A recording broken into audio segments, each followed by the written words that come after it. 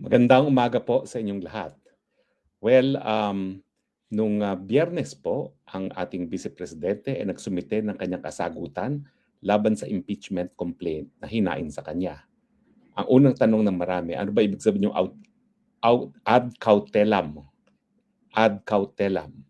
Well, ang ibig sabihin po niyan, ito ay kumbaga, it is for caution or as a precautionary measure. Ibig sabihin, naghain po ng kasagutan ang BP sa mga paratang sa kanya, pero ito po ay without prejudice doon sa kanyang kino-question din yung jurisdiction ng Justice Committee at saka yung constitutionality pa rin ng Justice Committee, no? Yung impeachment complaint na nakahain sa kanya sa Justice Committee. So meron akong sagot, pero ito ay without prejudice sa aking kino-question na jurisdiction at yung hindi patas na mga ginagawa ng Committee on Justice ng Kamara de Representante. Una-una, ano bang sinabi niya doon sa complaint na yon? Well, una-una, sinasabi nga niya na mukhang walang jurisdiction pa ang komite kasi bagamat nagsabi sila na sufficient in form and substance yung complaint, hindi niya nakikita kung nasaan yung substance. Kasi lahat ng mga nakasaad dun sa impeachment complaints na pinag-aralan at pinagbotohan ng mga congressman ay base lamang sa mga konklusyon. Wala namang mga ebidensya. Unang-una yan.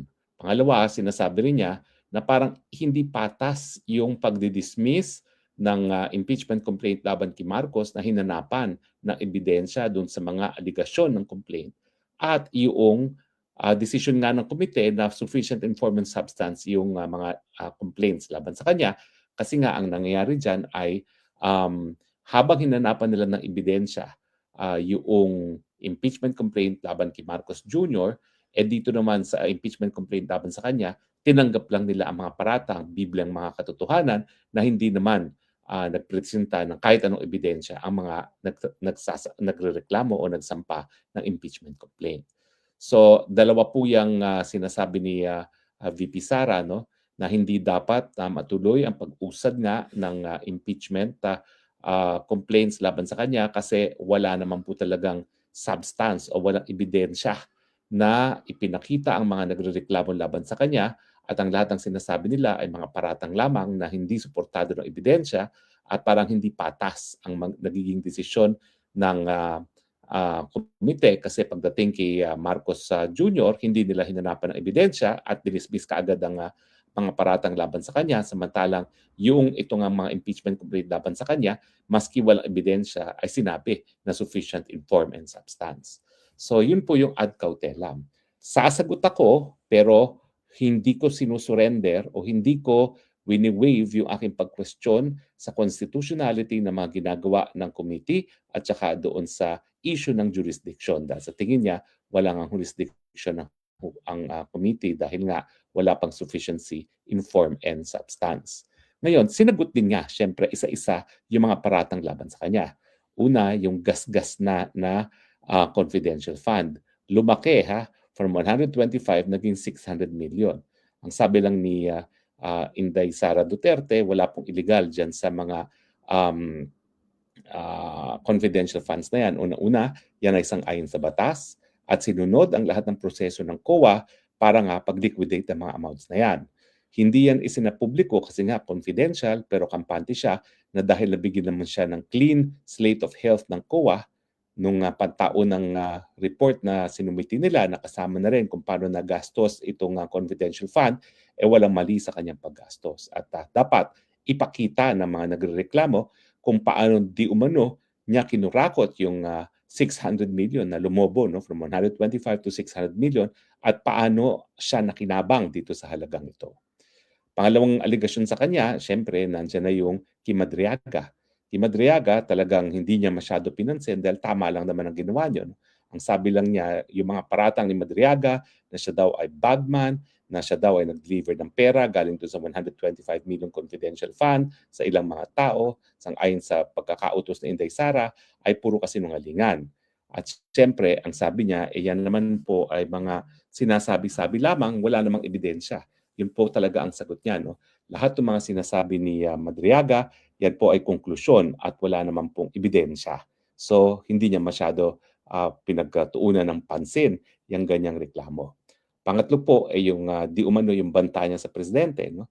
Ang sinasabi ni Inday Sara, bagamat sinabi nga niya na kapag merong nangyari sa kanya, meron na siyang pinagbilingan na talagang um, habulin din ang presidente at ang unang ginang. No? Pero ang sabi niya, wala namang, hindi naman yan impeachable. Kinakailangan kasi yung mga impeachable offenses ay napakaseryoso para siya maging dahilan para matanggal sa kanyang opisina.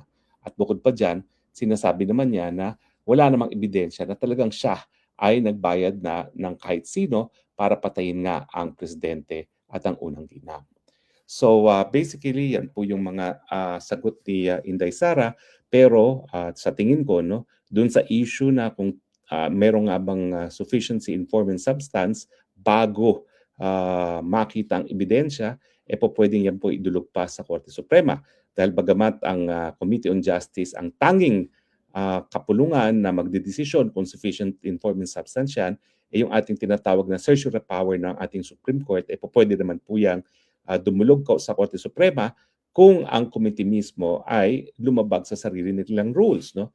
At kung talaga namang mapapakita na yung mga aligasyon ay hindi suportado ng ebidensya, titignan lang naman natin kung ano mga attachment na ginawa nila dyan, ay pwede naman po mapawalang bisa rin yung finding na sufficient in form and substance di umano yung mga impeachment complaint laban kay Inday Sara Duterte.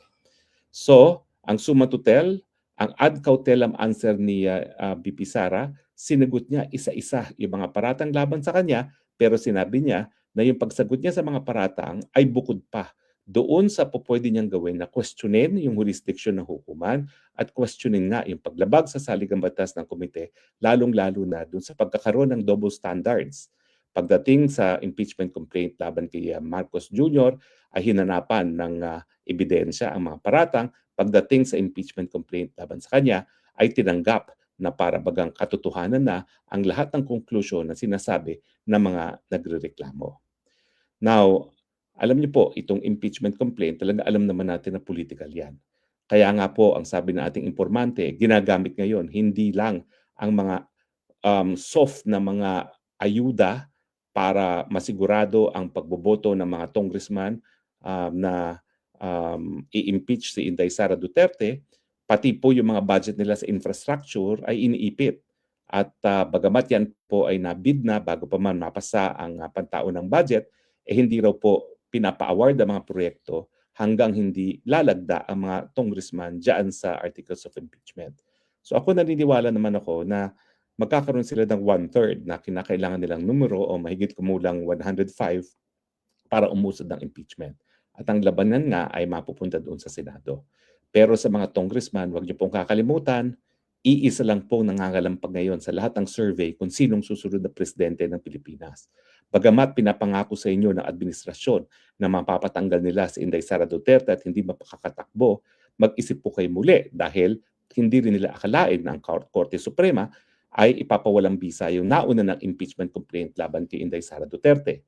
Kasi alam niyo naman po, maski ang hudikatura ang pinakamahina sa tatlong sangay ng ating gobyerno, ang kanilang katungkulan naman po ay sagrado. Yan ay masiguro nga na masunod ang pinakamataas na batas sa ating lipunan at yan po ang saligang batas. Wika nga po sa Ingles, kapag ang Korte Suprema ay nagdesisyon ng isang gawain ng kahit sinong taong gobyerno ay labag sa saligang batas, hindi sila nagpapatunay na sila ang pinakamalakas na sangay ng gobyerno, kung hindi, pinapatupad lang nila ang pinakamataas na pinanggagalingan ng lahat ng kapangyarihan ng gobyerno at yan po ang ating saligang batas. Ang issue, bukod pa dun sa mga specific na denial ni Inday Sara Duterte at yung aligasyon niya na wala ngang ebidensya kung hindi puro paratang lamang ang nasa impeachment complaint laban sa kanya, ang tanong, mapagbibigyan ba ng Korte Suprema muli ang kahilingan ni Inday Sara Duterte na talagang ang pagpapatuloy na impeachment ay labag sa saligang batas dahil wala nga pong sufficiency in substance, dahil nga po walang ebidensya na ipinakita ang mga nagrereklamo sa mga impeachment complaint na yan. At mas importante pa sa tingin ko ay yung double standard na na-dismiss kaagad ang impeachment complaint lamang kay Marcos Jr. na hindi man lang dahil nga po wala ngang ebidensya, Pero pagdating sa impeachment complaint sa kanya, pinagpapatuloy maski wala pong kahit anong ebidensya. Abangan po natin kung anong mangyayari sa susunod na kabanata dito sa impeachment ni VP Sara. Sa ngayon po, maraming salamat po sa inyong patuloy na pagtangkilik. Ito po inyong spokes ng bayan, Harry Roque, nagsasabi, I love you, Philippines. You're the only country that I have. You're the only country that I will love. Bye!